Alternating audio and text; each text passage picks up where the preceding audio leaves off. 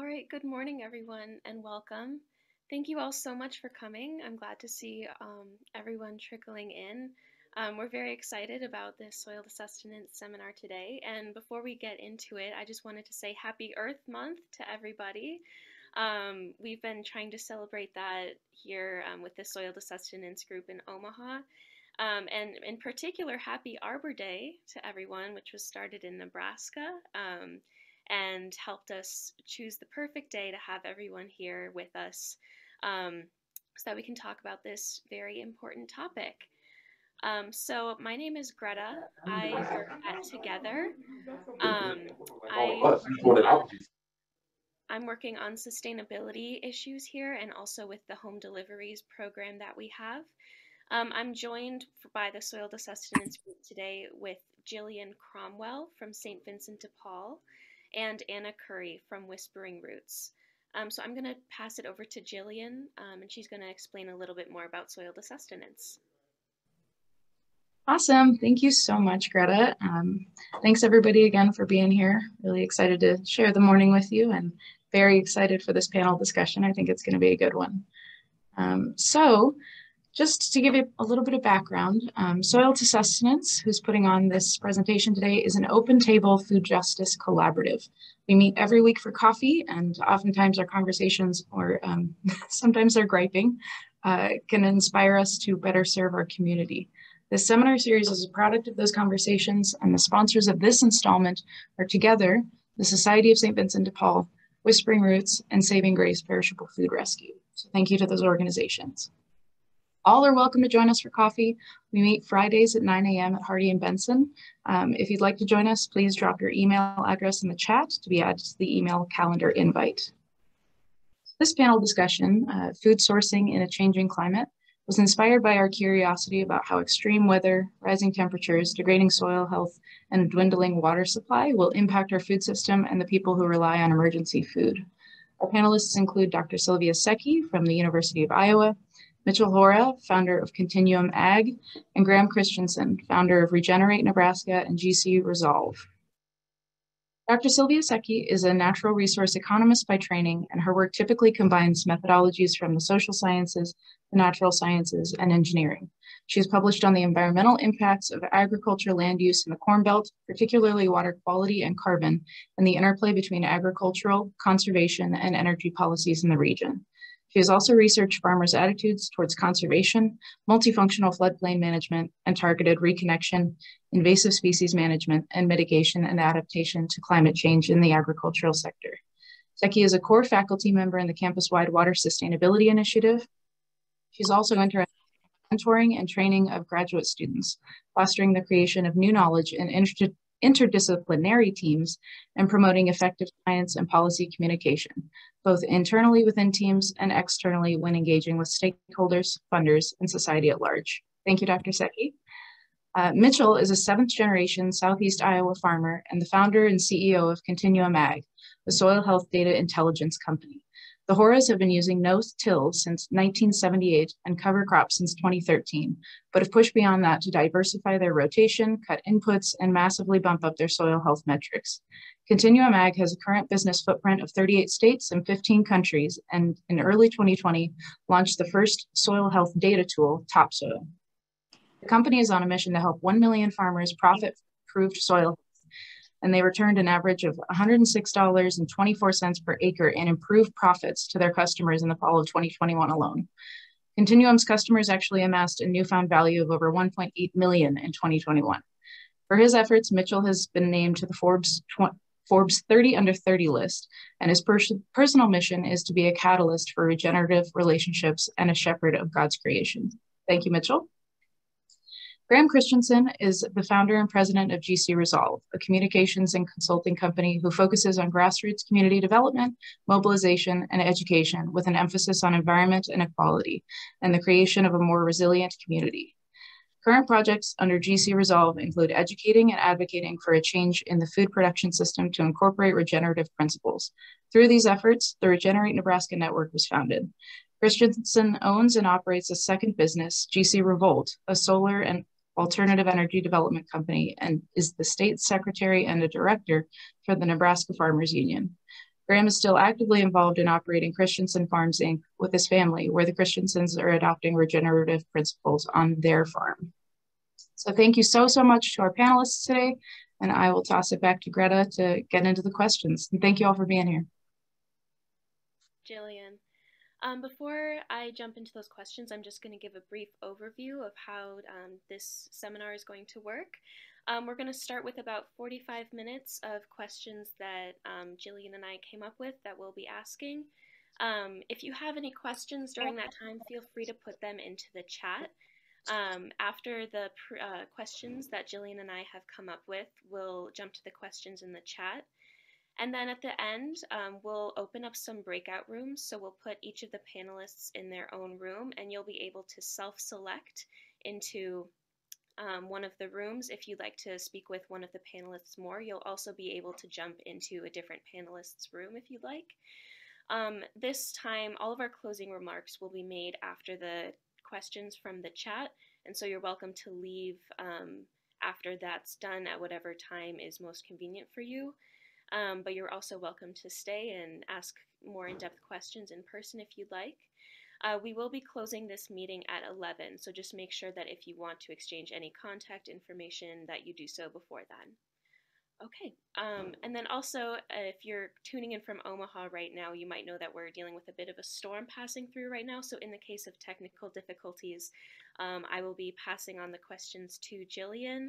And in the case, if Jillian is also having technical difficulties, then we'll pass it on to Anna. Okay, with all of that out of the way, we will get started with the questions. So this one is directed, I'm hoping each of the panelists will be able to answer this first one, and it's just to tell us a little bit more about yourself and how you interact with food sourcing and climate change in your life and or work. I will just pass it to whoever wants to speak first.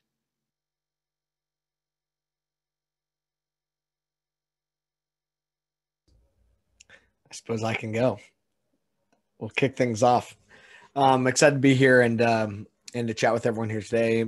Continuing on the important conversation here that we're all having. So, yeah, a little bit more on me. You know, as was said, I'm 7th generation on my family's farm. A little wet out there here today. It's just starting to rain, but we got a good jump on getting the crop in the ground. On our farm, we're about 700 acres: corn, soybeans, cereal, rye. We've also diversified utilizing malt barley, seed, wheat, winter wheat, and we've grown mustard for seed as well. Just trying to find new opportunities, doing some direct-to-consumer stuff this year. That's one of our new, kind of new diversifying initiatives.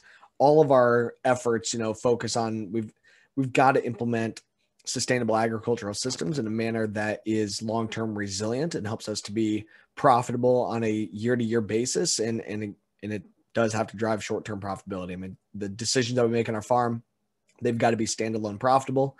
Trying to do these things without outside funding coming in beyond bare minimum, like the Iowa cover crop cost share program is a good one that we've utilized, but we don't utilize any other outside source of funding. The things we implement on our farm, we're doing because they're directly helping us to be more profitable.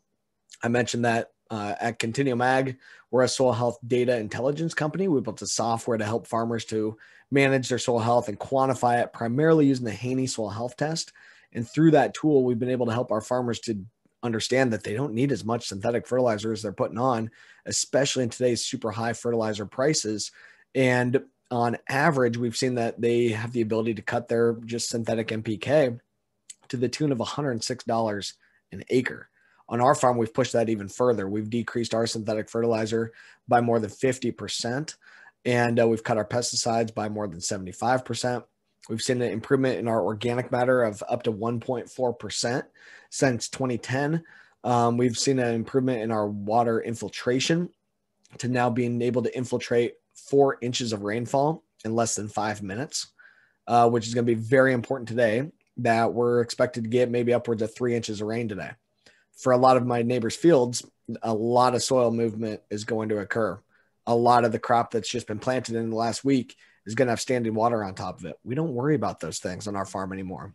We know that that 3-inch rainfall could all come in less than 5 minutes, and we'd be fine. We could all soak directly in. We know that we're going to hold on to that water for later on in the year when maybe it's going to get dry like it typically does in our summer. So just really focused on being more resilient, on utilizing data to make very specified decisions, and just scaling that. A big missing gap in this whole regenerative ag movement is the actual logistics, the boots on the ground, how to. And we're really looking at how do we scale that, utilizing existing networks, existing infrastructure that's out there. We just bring the data, helping to scale the scientific components through digital tools, bringing that to the table so that more farmers have access to the know-how, so that more farms can have success in implementing regenerative ag systems. It's very easy to have stumbles at the very beginning, especially we're dealing with a biological system. It is a living, breathing, system that changes all the time, and it's very unpredictable. So there can be some issues, and there can be some outcomes that we don't anticipate at the beginning. We just help farmers to make sure that they understand how to quickly move to plan B, C, D, and so on as they are adopting regen ag, because it absolutely can help them to be more profitable. They just need to have the right resources and tools to be able to get there. And so excited to continue to roll that out. And what's interesting for me in my final kind of intro remarks, what's very interesting to me is the interest of, it's interesting to see who is starting to come to the table as far as which major players in this space, coming from the financial sector, of course, from the food and the CPG brand kind of side of things, but also the big ag companies and stuff too. I think everyone is seeing the writings on the wall that they're going to have to go this route, that this is a better route. And by this route, I mean, understand that regenerative ag is a continual implementation of the principles of soil health, focus on building up that soil, focus on implementing those systems that can help you to be directly more profitable and be more sustainable. A lot of these mega groups are saying, yeah, it looks like this is really the route that we got to go. And they're starting to come to the table saying, we want to be a part of it. We don't know exactly how to do it yet, but help us to get there. Very exciting time, and glad to be a part, one little part of it.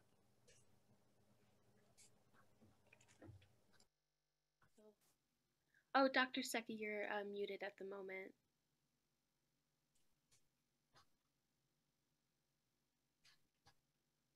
You're still muted.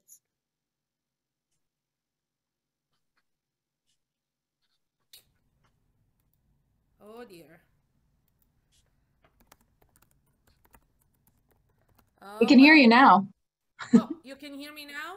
Yes. Okay. Well, I have a bit of a different perspective. I feel that we are not making as much progress as Mitchell was saying, and so I think that my role in my interaction with these issues of climate and food is kind of like to hold the ag industry's feet. Dr. Secchi, sorry to interrupt, but you've gotten muted again.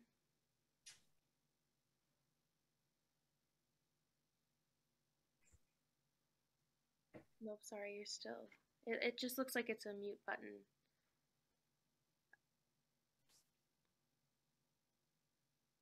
I am unmuted on my end. Okay, we can hear you now. Sorry about that. Okay. I was going to say that I think that there is a big urgency in making people appreciate the role of our agricultural system in climate change. And a lot of these discussions about regenerative agriculture, for example, omit the role of confined animal feeding operations, which generate a lot of greenhouse gases directly, particularly methane, and indirectly via all the crops that we produce to be used as feed. And so I do not share Mitchell's optimism. And in fact, I think that sometimes this optimism can backfire because we become complacent and we think that we're much closer to the solution without a need for transformative change that we actually need. And so my interactions And my thinking about these things is very difficult in Iowa because everybody here is minimizing the problem we have and really not willing to face the structural changes that we need to have. We need to eat less meat. We need to rotate crops. Annual practices aren't enough to address the substantive problems we face. So my interactions, are sometimes really hard to do because people aren't really willing to have conversations. And I'll stop here. And Graham, would you be able to introduce yourself as well? Yeah, so I'm part of the last generation of, I'd be the part of the last generation, the youngest of the American farm movement, the farm crisis days of the 1980s. I was born on the front end of those efforts, and what was going on is just farmers were not getting a fair price. So I've had a early look at how a lack of competition and concentration within the system can squeeze a lot of small businesses out. I think we're at an extreme culmination of that time, but that's what I grew up with, rallying on the back of tractors with American flags, going through small towns, and we were fighting for our livelihood. We were having potlucks and trying to fund folks to represent us on behalf of other farmers in Washington, D.C. It truly was grassroots efforts that were starting to turn the curve of the conversation in the 1980s. But if you ask my parents, they would say that they lost, and they're a little bit bummed because of that. And so here we sit in a situation where agriculture has become a contributor to high levels of greenhouse gases. It has been a contributor to our water degradation issues. And certainly we started to see predatory approaches come down on the farmer, but not just the farmer, on the supply chain worker, and unfortunately translated through the consumer. In the early 2000s, I started to see and understand this climate change issue. That's when I had my light bulb moments, probably a series of moments in which I was understanding not just rising emissions, but how it was correlated to the rise of the Industrial Revolution, the burning of fossil fuels, cars, coal plants. As we started to see more of that, we started to see emissions rise, and essentially, compared to the last 10,000 years, where there's been the slow rise on that kind of hockey curve stick, in the last 80 years, we've tripled the previous 10,000 years in rise in emissions. But now that's quite a correlation. So you look into the rural areas and you see a lot of land that maybe isn't being used as effectively as it could.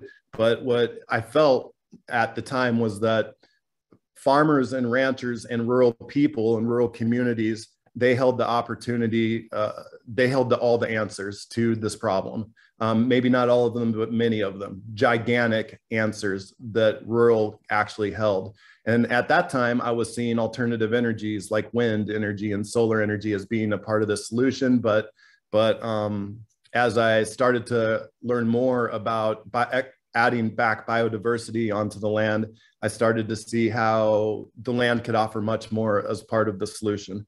And so, that foundation really helped me start to understand and start to think about how we can apply some of these more regenerative principles right at home on our farm. So learning to practice these things, which has been tricky coming from a very conventional farm and a conventional minded family. How do I implement these practices at the same time while allowing the soil to heal? And you see, if you take some skips in some of those steps, the land does need to heal. It will react in funny ways. And so we're in a stage where we're trying to balance something that went one direction and came back over to another. But certainly those early experiences have impacted the way I think on our farm.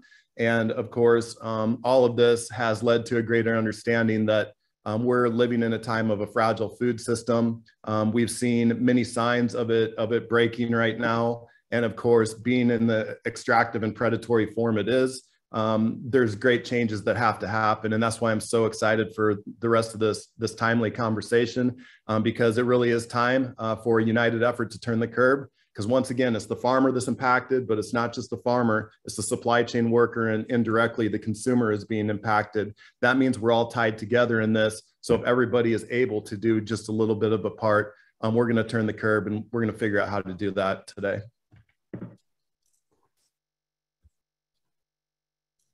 Thank you all of your panelists for introducing you. I think that this is going to be a really good panel, and I'm excited to dig into some more questions. So we're going to start off with a question directed just at Mitchell. And that question is just, what are some ways that deteriorating soil health is currently being addressed in Midwestern and Great Plains farms?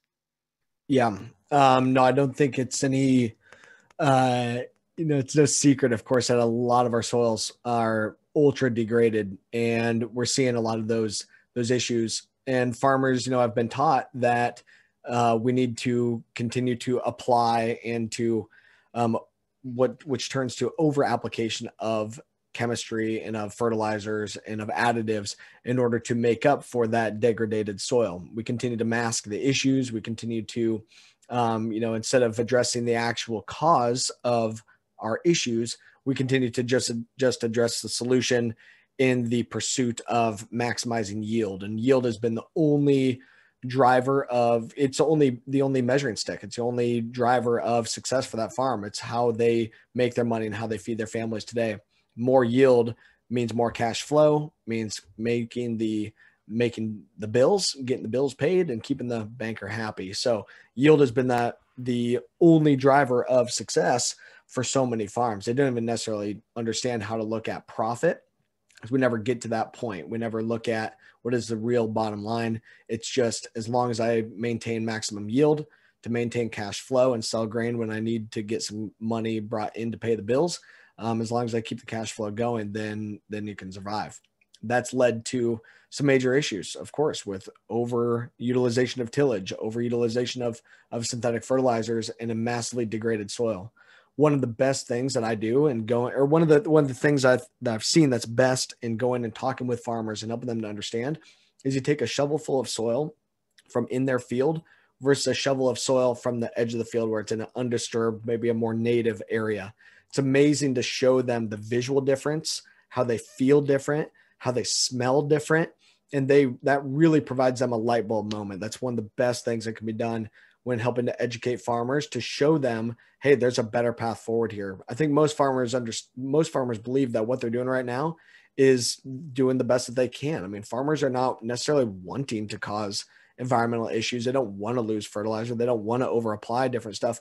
But what they're currently being taught is that this is the best way to do it. And we're thinking in a very linear system where X units of nitrogen equals X bushels of output. X units of phosphorus or other inputs equals X units of output, and X units of output times the price. That's how you make the cash flow and how you're able to keep things afloat. But what they don't necessarily realize is, hey, maybe there is a better way. And I think that's where farmers are starting to come to the table, looking at, hey, I understand that what I'm doing right now, maybe there are some issues that were unforeseen. There were issues that were causing not only to the air, but also to the water. And they're saying, I know that I'm going to have to change. I know that I'm going to have to make some concerted efforts, but it's a major ship that we're trying to turn here. And it's going to take a lot of time, because there's just on each individual farm, there can be millions and millions of dollars of infrastructure set up for our current farming system. The markets are set up for it. It's not just on the farm, it's the whole rest of the connected infrastructure. What I look at to farms is, how do we make the quick, basic baby step changes towards getting a little bit better? Things like, okay, let's put cereal rye ahead of soybeans and no-till ahead of soybeans. You don't need as much chemistry. You don't need as much fertilizer. You can be more profitable right away in year one. Start ahead of soybeans with cereal rye. Very simple, very risk adverse, easy to see some quick wins and some baby steps, even in soil health, when we are quantifying the right things like biological activity and water extractable carbon and plant available nutrients. We can directly see some baby steps and encourage farmers that here's a better path forward, and they can get some initial base hits and help their farmer psychology to show, hey, here's how it can actually be done. We don't want to just completely try to go from 0 to 100 too quickly, because it can really throw things out of whack. Our soils are so degraded. The biological activity is not there. The organic nitrogen is not there. And if we try to adjust this too quickly, it really flops. And we've seen that on our own farm. In our first year using cover crops, we didn't know what the heck we were doing. We weren't getting the right advice. We attempted to follow the government recommendation and university recommendation, and it flopped. We lost $100 an acre. Most farms are not going to be able to sustain those type of issues. They're going to say, well, this sucks. I don't want to lose $100 an acre or more, because today's corn is worth $8 a bushel. So we've got to help them to get those base hits. It's amazing to me how quickly we can turn around that soil if you're getting the right advice, if you're going and being very systematic about implementing those principles of soil health, to not utilize tillage, to keep a living root at all times, get to that diverse cropping system, diverse rotations as quickly as we can. But even to start stimulating it with diverse cover crops, really, really interesting to see how quickly it can change, and how quickly we can help farmers to start cutting back, even as early as pesticides in year one, and start getting to fertilizers and more of these things, even in those first couple of years, and really help farms to put those dollars back into their pocket where they can have the financial resources to be more aggressive. So it's a system though, and it's going to take some time.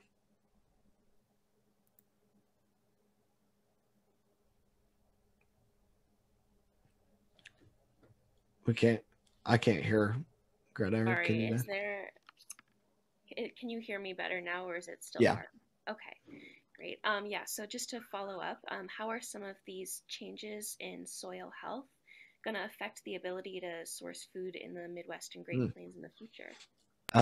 Something that I think is really, really interesting that I've been thinking about. Carbon is the most important element. It's the most abundant element in our bodies, is my understanding, but it's also the most abundant element within the crops that we produce, especially corn. And already it can be a limiting factor for a lot of our parts of the country.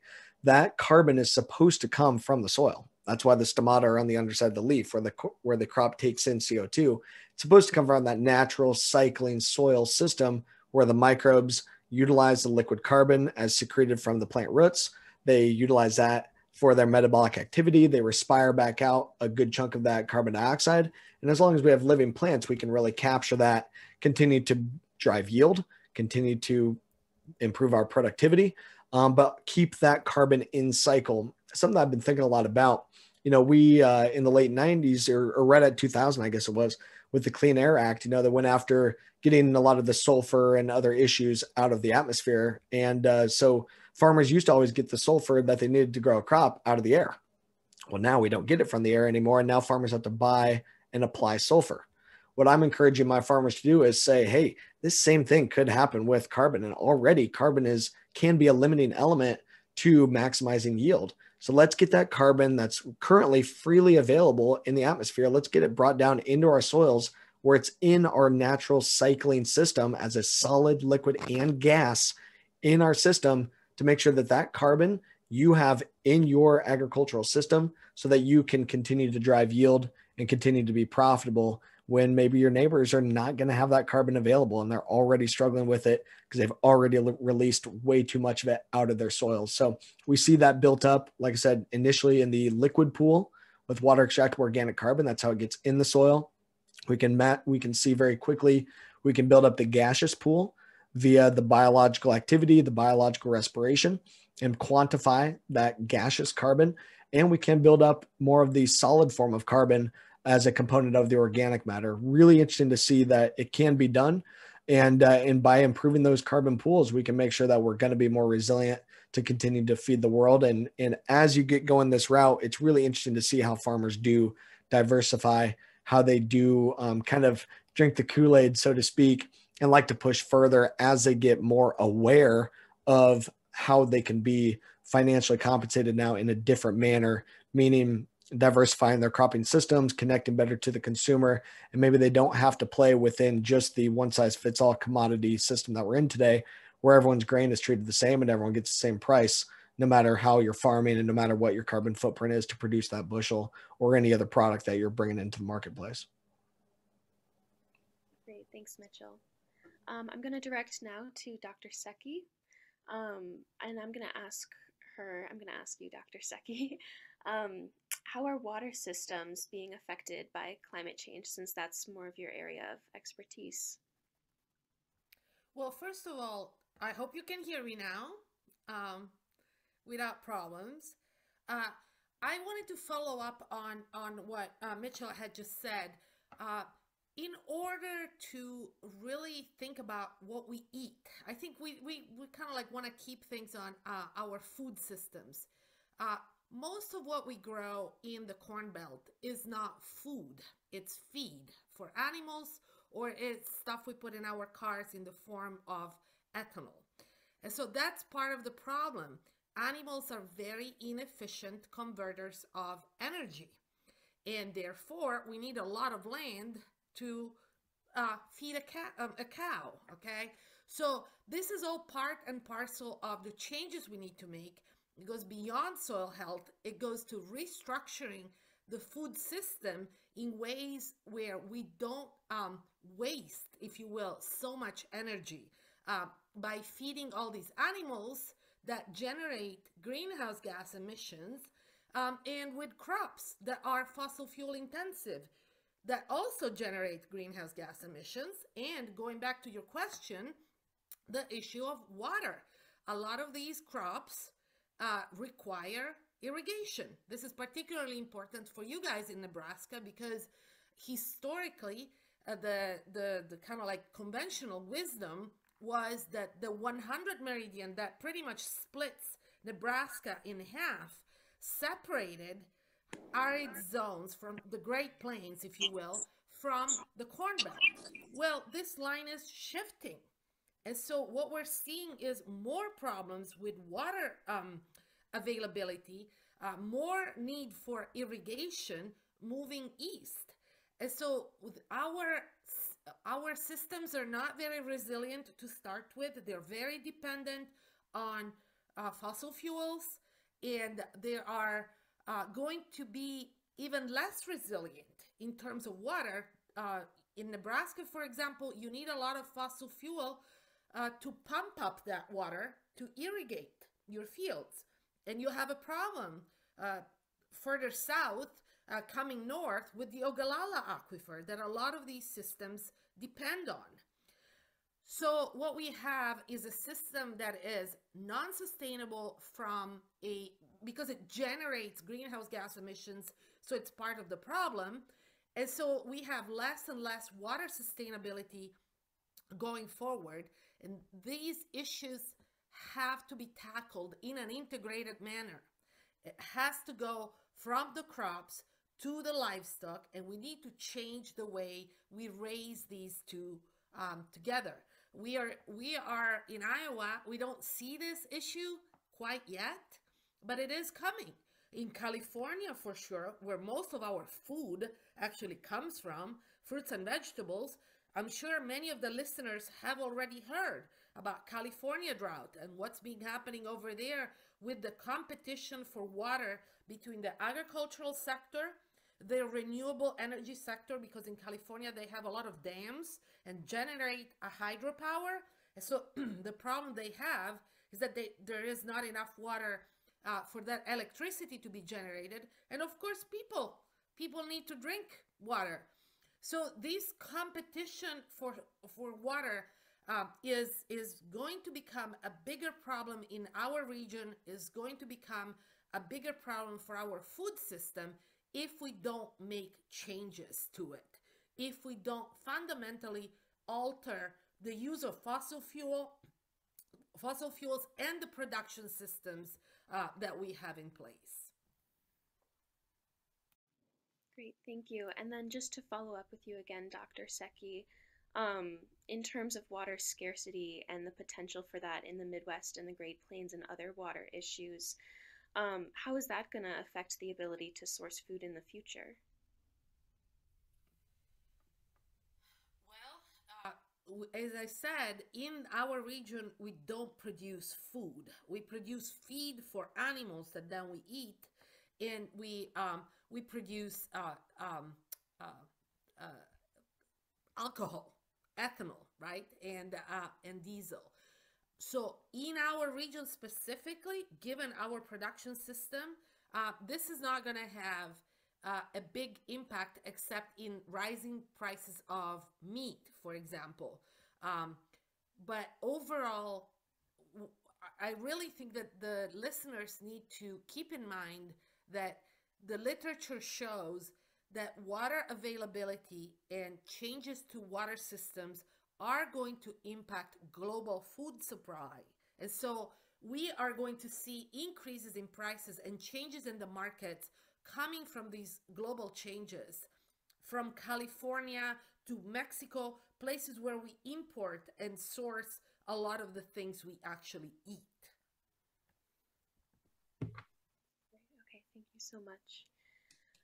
And then Graham, for you, I know that you work primarily in regenerative agriculture, and I was wondering if you could explain that a little bit more in depth for our audience, and kind of also explain, to follow up, how that's going to affect the ability to source food in the future as well. Yes, thank you for the question. So I look at regenerative agriculture through a little bit more holistic lens, maybe, but I think we have to take into mind the bigger context here. But it starts with the soil. Having a living soil is a primary part of the goal here. To some of Mitchell's points, getting and grabbing that on-farm fertility. So the soil is so healthy that it's able to, the life in it through enhanced biodiversity and animal grazing systems moving through it, kind of replicating the patterns of the bison through the land of once upon a time. That is how to maintain or increase your on-farm fertility and start cutting out those synthetic nutrients. And let's be real here. Nitrous oxide, a byproduct of the production of the fertilizer of nitrogen, is also an extremely fast rising greenhouse gas that has a longer life in the atmosphere and is more damaging to the atmosphere than carbon dioxide. By increasing the on-farm fertility, by getting animals out of confinement for more of their life and utilizing animals properly as ruminants should be across grazing systems, spreading out the litter or the waste application with these animals, that's how to increase the on-farm fertility. But we can't forget about some key pieces to this. There are going to be efforts moving forward to greenwash a true regenerative approach. And so what we have to be able to take into account is how we do this by mimicking nature and being more symbiotic with the ecosystem. And the only way that we can properly do this is to look at times in which our ecosystem was much more balanced. And in order to do that, we have to look past modern times to be able to see this. We have to look back into time. We have to look back into history. And it was the indigenous peoples that were able to eat and gather nutrition and harvest nutrition in a way that was symbiotic with the ecosystem. And so there are lessons for us to learn by making sure that this regenerative effort is grounded in the wisdom of indigenous peoples as it is still contained there. Even looking a few generations back at our own family, we could see that we had much more diverse rotational systems on our farm, as was the practices from the immigrants even coming over here prior. So in the late 1800s, in the 1920s, in the 1940s and 50s, our farm would have looked much different than what it has over the past 20 years. And so that is such a key part of this, is how do we make sure we do this so that we are working with Mother Nature instead of working against Mother Nature. And that is where we have to hold really strong and really true if regenerative agriculture is to work in the way that it's supposed to. Also, furthermore, we should look at regeneration as something much bigger. There's regenerative ag, but that there is regeneration. And so regeneration, not only are we looking at the health of the soil and everything that comes from that, but we are also looking at the health of our communities that surround these lands. We also look at the health of our own selves as we move forward. And so if a true regenerative system is being deployed, then we should be able to translate positive results all the way down to our own individual healing. And of course, this is a time of great healing, and this time of great healing must come before a larger regeneration. Furthermore, to the second part of the question, how will this affect the ability to source food in the future? It will give us more of an ability to source food in the future, because as you look across the land right now on a summer day in Iowa or Nebraska or many areas in the Midwest, you most likely see one crop maybe broken off down the way by another crop. And to the doctor's point, most of this is not growing food that is direct fit for human consumption. And so when prioritizing regenerative ag and prioritizing more biodiversity on the land and more creative, even though maybe more natural ways to integrate livestock through the system, we can start to see how we can be able to create more opportunities on the land than what is being allowed in the present time, in which the system is extremely controlled. Now, let's make no mistake, for years and years and years, young people have been removed from the land. The farming size has gotten bigger. We are at a point now, young generation, you are a generation that will never get to see access to the land. How do you feel about being the first generation that does not get to see access to the land? In the land around where we farm, the cost of land is $12,500 an acre. That is a really tall benchmark to be able to cash flow under the current conventional cycle. And there are a lot of risks to be able to make that happen. So you are being left out of this approach, which means if young people don't have that avenue back on the land, we face a national security crisis and the climate situation will be exacerbated. But we can choose this more positive direction and enable young people to come back on the land to manage regenerative systems that are creating way more product in one area, allowing for ingenuity, creativity, and entrepreneurship opportunities to help actually produce food that is fit for human consumption, that we can intake and be able to think more clearly and to be able to move more swiftly as we continue to face challenges moving down the road. And to the community aspect, when we prioritize this kind of a change onto the farm again, you start to see new opportunities that also go with regenerative agriculture in the forms of bees and pollinators, in the forms of composting, in the forms of small independent processing lockers that are more localized, but it doesn't just have to be for those grazing herds. This can also be for legumes, for small grains, or for agroforestry projects, all of things which we hope to implement on our farm and allow more young people to be able to come back and be a part of that regenerative solution. The solution truly does start with the soil, but it translates into so much more than that. And if we prioritize this transition in this way, make sure that we are working with Mother Nature instead of trying to manipulate Mother Nature, and stay grounded in that indigenous wisdom or that knowledge from prior generations that was working in a way that's more symbiotic with the ecosystem, we will have a chance at doing this. But that is why we need everybody from all those factions that have been separated out to be able to work together for that kind of a change. Thank you. Thanks, Graham, for speaking to that. Okay, so this next question I'm going to open up to all of the panelists, so anyone is welcome to answer. And the question is, in what ways is the current food system sustainable in its ability to source food, and in what ways is it not? I know we've already touched on this question a bit, but if there's anything else you'd like to say, feel free to speak on that.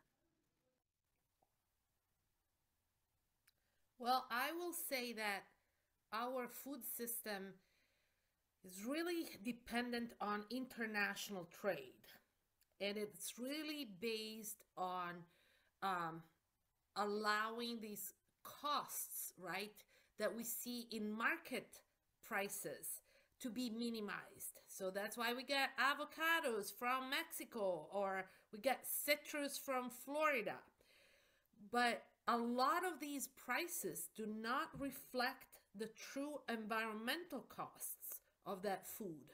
And so that's, in that sense, the system is not resilient, and it is part of the climate problem, right?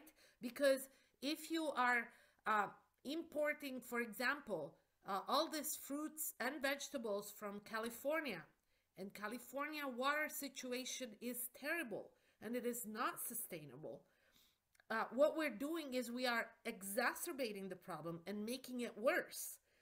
So I think we need to find ways to really consider the environmental and climate impacts of our food system. There is no reason why in Iowa we need to grow only corn and beans. There is no reason why in Nebraska people are doing similar things and irrigating. There are different crops that we used to grow here, and we should go back to some of that. For example, in the sandy soils of Muscatine in eastern Iowa, near the Mississippi, we used to grow melons, and now we grow seed corn because it's more profitable. So we really need to change these prices to better reflect the real costs to the environment and to the people, right, who live in those regions, to make the system really resilient. I can go ahead and follow up. I'm just really struggling with thinking, you know, of ways that the current food system was sustainable. The only way that I could come up and think about how to answer that question is that it creates like a cheap filler in the place of nutrition, and that, you know, that is subsidized so that it's artificially low cost and accessible to more people. And that's when I speak to us having the ability through enhanced nutrition to think clearer and to move swifter.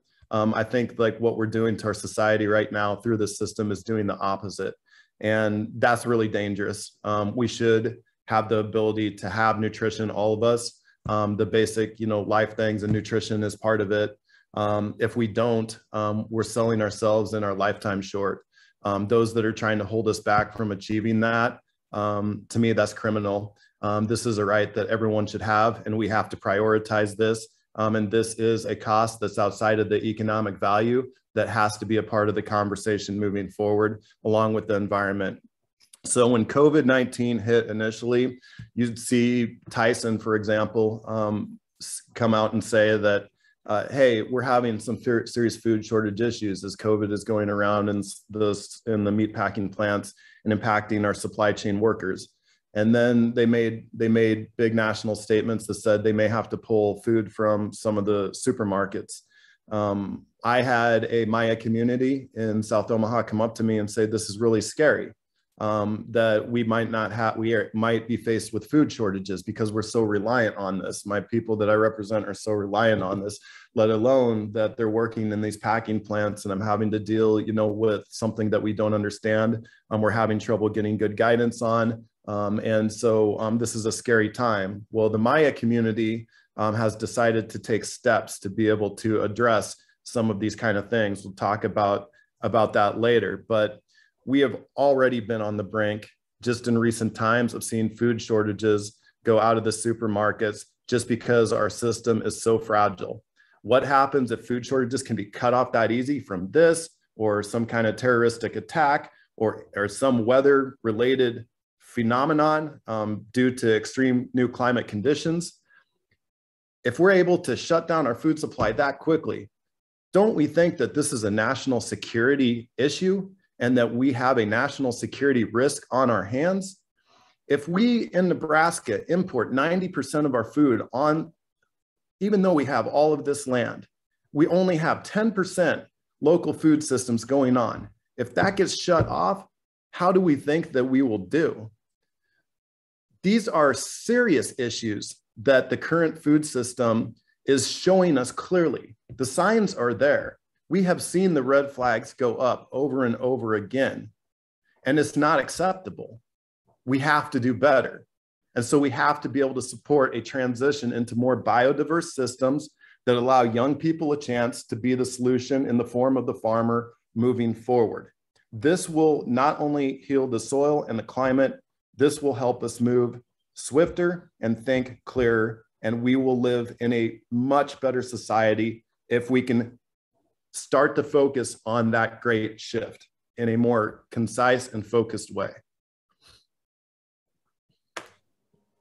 And I think I really agree with, what the other panelists have said on this, that, yeah, I mean, if you look at things that were, a positive is, yeah, it's the cheapness of the system because it is so specialized and so, everyone's got their own little niche for different reasons. We've consolidated and gotten bigger and utilized the economics of scale to reduce the cost. And the U.S. consumer has one of the lowest direct costs of food from any other country in the world. But to the point of the other panelists too, we've overlooked, okay, what are the environmental implications of that, and what is the fragility that brings to the forefront, which is absolutely very apparent.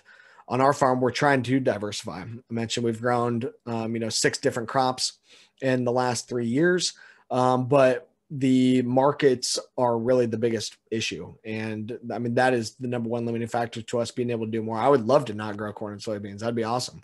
Corn and soybeans are not that profitable for our land. We have some of the best land in the world, here throughout the Midwest. And yeah, corn and soybeans are not necessarily the greatest things that we could be growing there to feed the world and to be able to drive the profitability on our operation. But because of better controlling the inputs of our system and reducing our synthetic inputs, reducing our pesticides, reducing our fertilizer, reducing our need for diesel fuel and big horsepower, we're able to control those costs and be able to make it work for the markets that we have available. One of the things that we are doing this year is we are trying to grow some direct to consumer food this year by means of open pollinated corn that we're going to be milling on the farm into flour, cornmeal, grits, things like that, attempting to figure out how can we bring a direct to consumer product coming from our farm. The problem is there's no mill for us to be able to take that to. So we're teamed with a company who's building one that's a mobile mill to bring to our operation that we can harvest this new crop and be able to mill it on the farm and then attempt to take it direct to consumer. We're only doing 2 acres of this total, less than 0.5% of our operation, because we don't know how the market is. We don't know what the market opportunities are going to be. That it's so small, we're not able to go and attempt to go into like a grocery store. But that much product, I'm not going to be able to just sell it all at a farmer's market, especially one in small town Washington, Iowa. Potentially up in a bigger community like up in Iowa City, our farm is about 25 minutes away.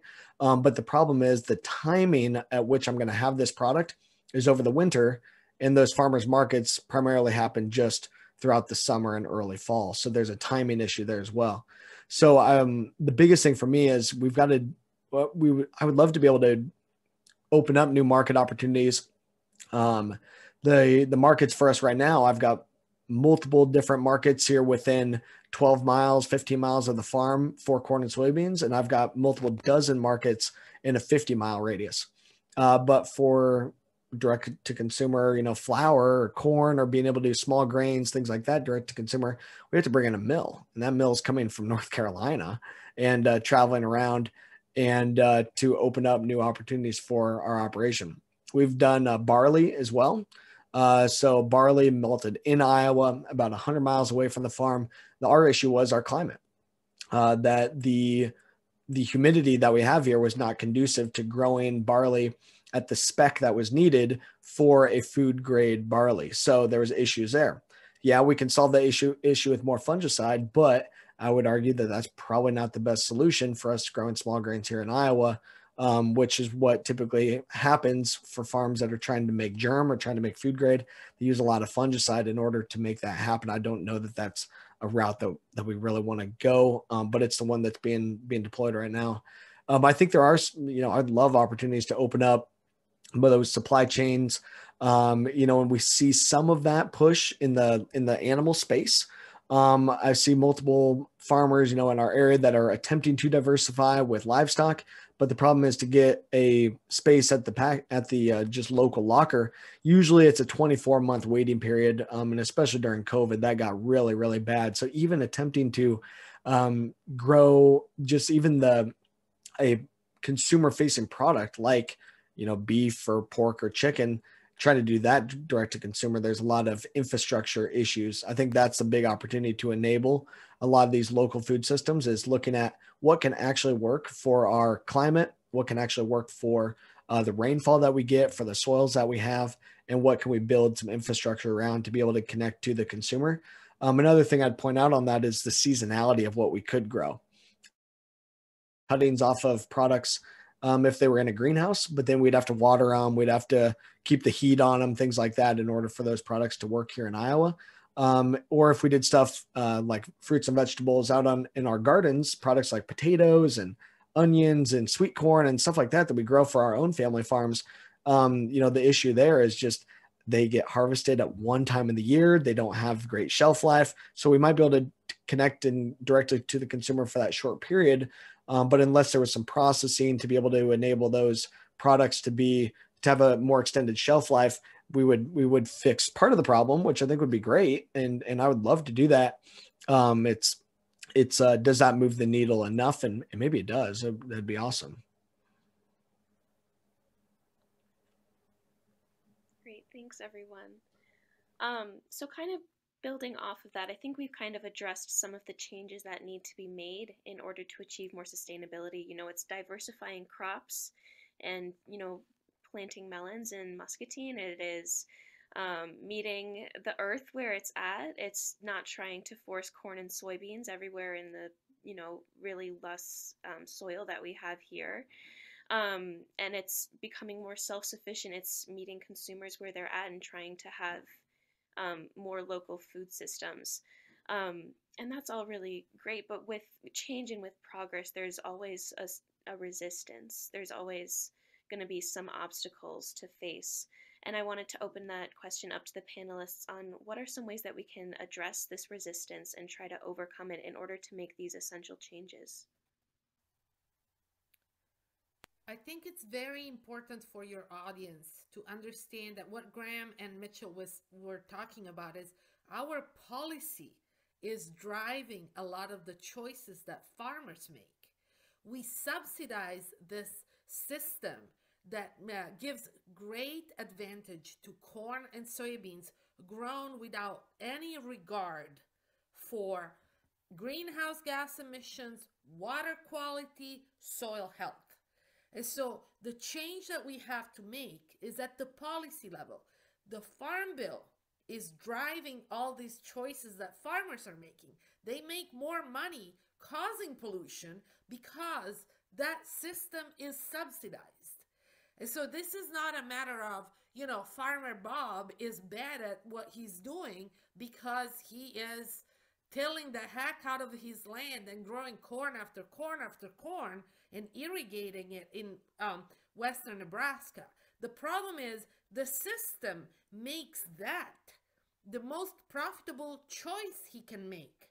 And so what we need to do is we need to reformulate a farm bill that helps farmers transition to more diversified crop production, that helps the stuff that Mitchell was talking about, value added on the farm. I know farmers who had to build their own processing plant because they could not sell their animals.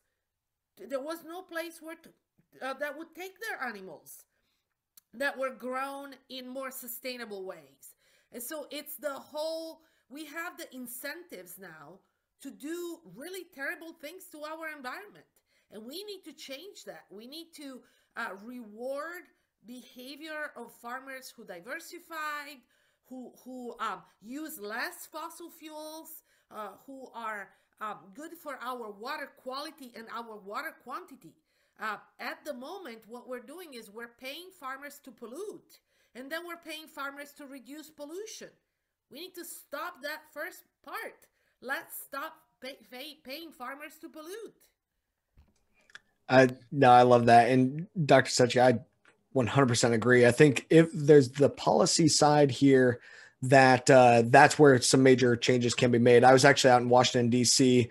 Last week and met with 3 out of the 4 staffers for the House and Senate Ag committees, and discussed just making them aware and introducing myself and attempting to provide to them some, and some insight into, hey, how do we utilize ag policy to enable farmer innovation? That's the number one thing. Enable farmer innovation. Don't force people to stay in the box that they're in today, and open that up to enable creativity and to enable these things. I 100% agree.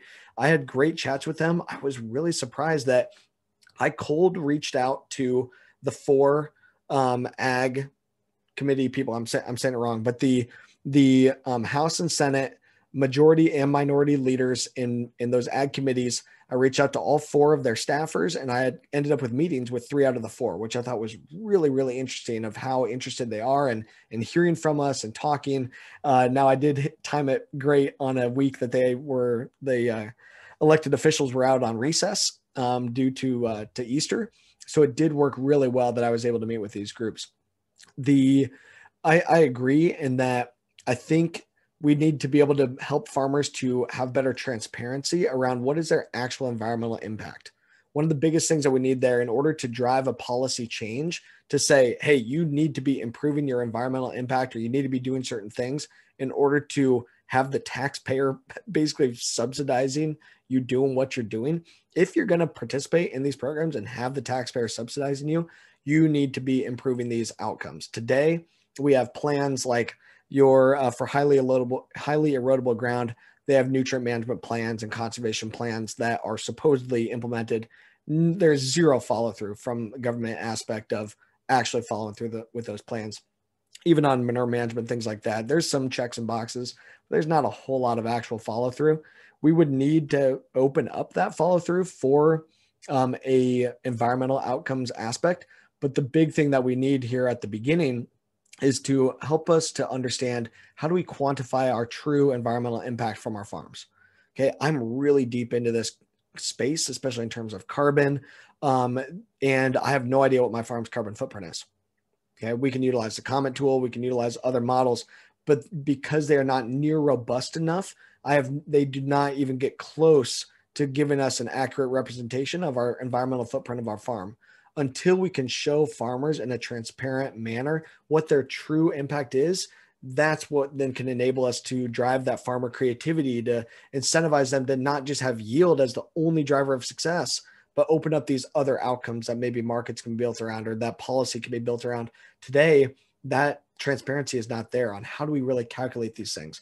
We're going after attempting to be part of that solution with our application in the Climate Smart Commodities grants that are closing out late next week already, or soon after, that we do want to help farmers to quantify their true impact, but it's going to take a lot of creativity to be able to do it. We've got some of the right partners coming in to help us to do that.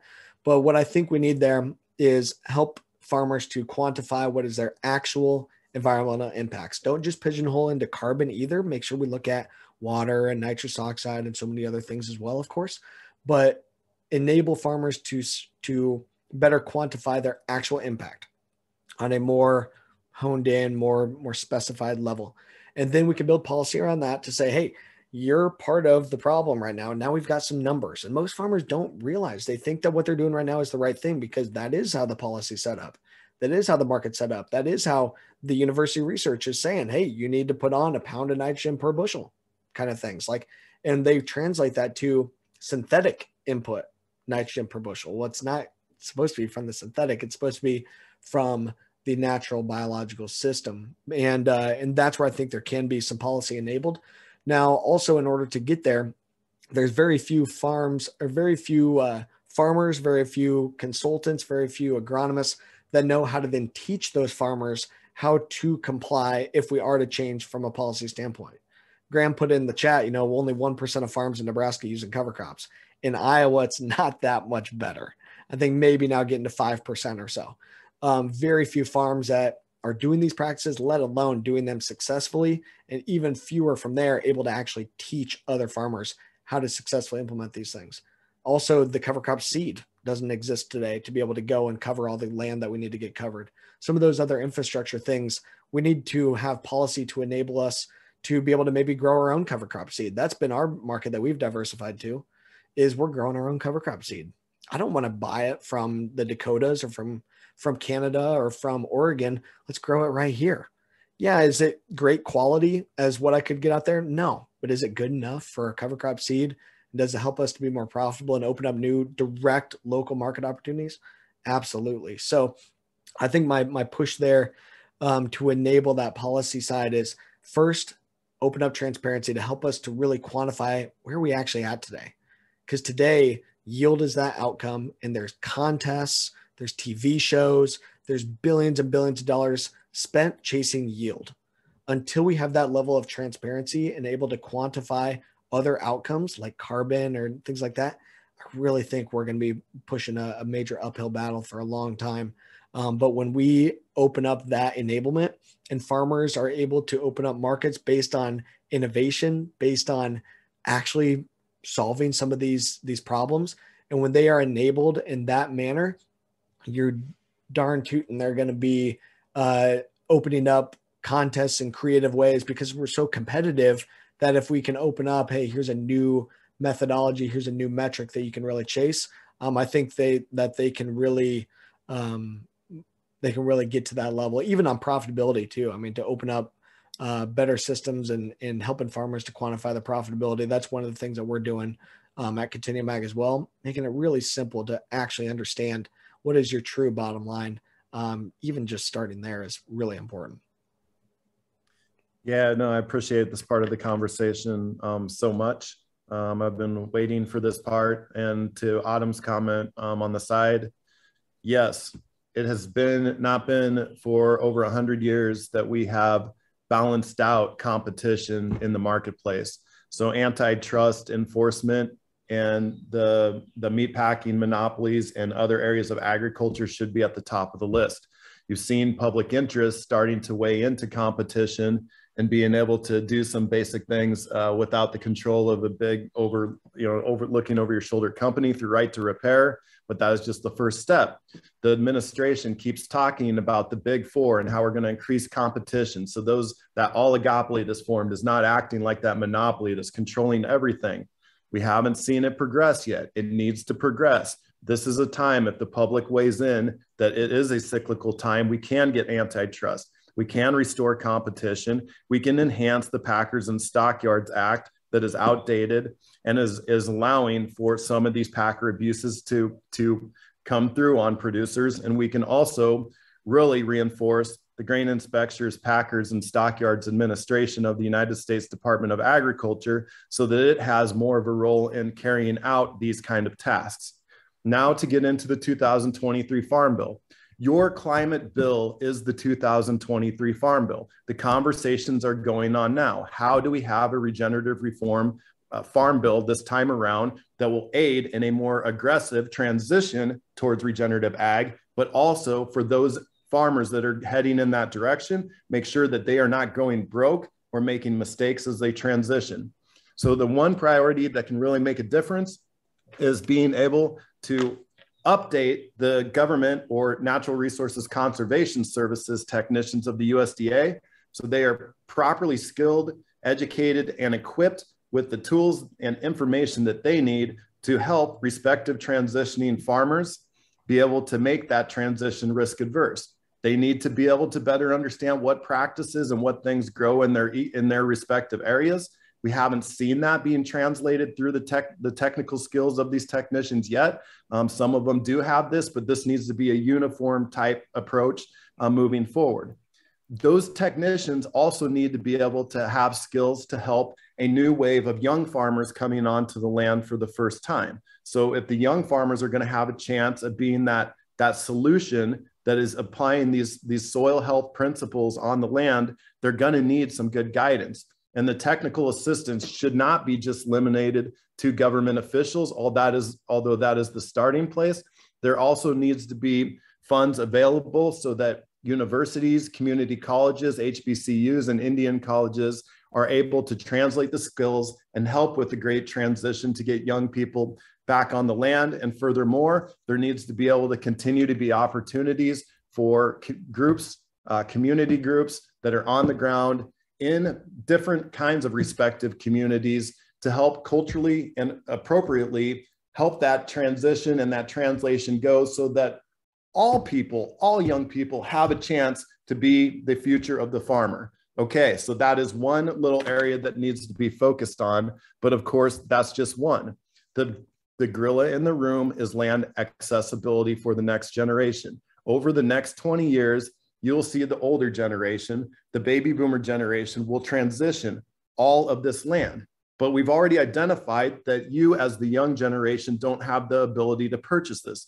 Just like the wealth is concentrated, so is the land. So who is purchasing the land? It is investors coming in from out of our state, or it is foreign multinational influence that continues to grab a little bit more piece of the pie. And all these things set up a national security issue and don't allow the young generation, that creativity and that ingenuity to come back on the land, create more opportunities on the land to be a part of the solution. So if we don't talk about land accessibility for the next generation, then we have created a national security issue. There is no denying that this is an issue, and people are not talking about this with the kind of tone that they need to be talking about this in 2022, 1 year out of the Farm Bill. So just a starting place proposal, let the baby boomer generation have an increased stipend so in their retirement, whether it's Social Security or whatever, if they transition the land over into a land bank. This could be a governmental land bank. It needs to be big, but the government would not ever own the land. The land would then just be held until a young aspiring farmer was able to come in and get soil health-based training from those technicians and be able to get business management training so that they can be able to successfully do this in some sort of economic system that we're working in the present tense. And of course, they would need to have tenure on the land and show that they're committed. And then that land would transition into a long time holding situation where the technicians of all those different types can come in and help them be a part of the solution. Something big like this needs to happen, and this conversation must be elevated at this time. It's stacked against the young farmers so much that the next issue I want to mention that should be in Farm Bill reform consideration is looking at the Farm Service Agency beginning farmer loans. Did you know in a beginning farmer loan that you have to have 3 to 5 years of a Schedule F, that's farm income, that's what that translates to be able to access one of those loans? So what beginning farmer has 3 to 5 years of a Schedule F? You have to be in a farm. This limits a whole bunch of people from having the ability to be able to get loans to access land and other things on their farm that could be helpful. And of course, that loan is only for $600,000, which is just not up to par with the price of inflation over the years. So that has to be for surely increased as well. There does need to be some kind of a regenerative transitional plan, furthermore, that focuses on that safe shift. I think that goes back into the technician updating piece that I talked about. And of course, there should be more opportunities. So for more different people from different communities to have internships and jobs within the USDA so we can have a broader array of perspectives, I think that will only enable us to be able to address the climate issue through agriculture in a much more appropriate way. So these are the things that can make a big difference right now and can change our system. And of course, these are all practical and realistic things that we can do by prioritizing not just the environment, but the next generation and the health of that next generation as well. And just closing that first piece, there is a bill that does seem to be gaining some bipartisan interest. For instance, you have John Tester of Montana and Deb Fisher of Nebraska, both signed on as co-sponsors onto a bill that would help start reforming competition in the cattle market. So I definitely urge you to take a look at that and see if we can get that pushed through for starts. But we have identified the pieces. We know where they are. The only other thing in the Farm Bill is I'm just remembering that I forgot that has to be mentioned. We need to invest in alternative equipment so that the farmer on-farm facilities that can allow farmers to be able to diversify on their land with new kind of infrastructure that helps them take hazelnuts, small grains, legumes, agroforestry, whatever, from the land out to newly developed regional markets. That investment will capitalize, and that dollar will come back around to a lot of people in these communities as we start to take that only 10% local food system coming in and increase that for starts to 20.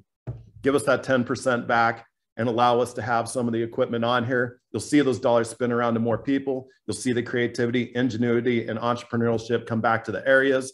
And of course, it'll be much more beautiful and much more colorful as we move forward into the future. Great, thank you so much all for speaking. In the interest of time, I'm just going to ask one more question before I pass it over to Jillian in the chat. So feel free to add anything else you'd like to say here. And the question, I think Graham was getting to it at the end of his little speech there. But the question is, what steps can be taken to reduce or prepare for the impact of climate change on the food system in our region? So I'll again open that up to anyone. I can share my thoughts. Before jumping into the next steps, I think Graham brings up some good ideas. I'd like to just be able to share from my status on that here too, real quick, and then can keep moving on. The beginning farmer loan was a tool that I was able to utilize, but because I had some Schedule F coming through from my experience in like FFA and 4-H, that's how I was able to get it done, and also my internships and my degree at Iowa State. That was how I was able to do it. But even from, and I grew up on the farm, and like I'm able to get the equipment from my parents right around the corner. And even that was really tough. And you fill out the paperwork and it shows like it's not going to make money. I bought the land for right about $9,000 an acre. Today, if I were to buy that same parcel of land, it would be at least 16,000, probably closer to 20. It's gone up that much. And the scarcity of land is that high here in Washington County. And the only way I was really able to make it work is, to be able to have a operation that I'm able to get into for that system. I don't live out there on that piece of ground. It's right around the corner from our family operation, but my wife and I live about a half hour away, which really limits our ability to, to manage that ground and really diversify it. Right now, this year, it'll grow 4 different crops on it. I'll have soybeans, rye, regular corn, and the open pollinated corn. So even on that little, about 38 acres of actual crop ground, definitely looking at, making the most out of that, because my land payment on an annual basis is more than $500 an acre. I've got to be creative in order to make it work. But it absolutely was crucial to have my family operation that I'm able to work back into, to be able to do it at that kind of size. And I think Graham's exactly right that there's got to be more opportunity for young people there. I do kind of like, I don't know, I've got kind of some, I like the holding kind of idea and being able to get farmers in there, maybe open up some new financial opportunities there. Within the beginning farmer loan, I had to put 5% down. 45% came through the FSA for a low interest rate, but there is interest ongoing and accruing on that. And I make annual payments on that. And then I had to get a local bank to support me on the remaining 50%. And they also are able to get a tax exemption on that loan. So they pass along that reduced interest rate back to me as the farmer. I'm seeing some mega other funds and financial groups coming to the table saying, hey, we will come in to support those farms that want to go to regenerative, and we will help to front the money on the land. I do kind of worry about some of those things, and that I don't want those big investment groups coming in and them being the one to own the land. I want the family farm. I want that young person to be the one that can own it and that can have some ownership, that can have some pride, that can have the long term. Now maybe those initiatives are all pretty new. But I do see some movement in that space, at least to bring some financial backing. But I just hope that it's going to be there to support those young farmers or farms that are just looking at adopting regenerative systems on that land, enable them, but keep that land owned by that local family farmer.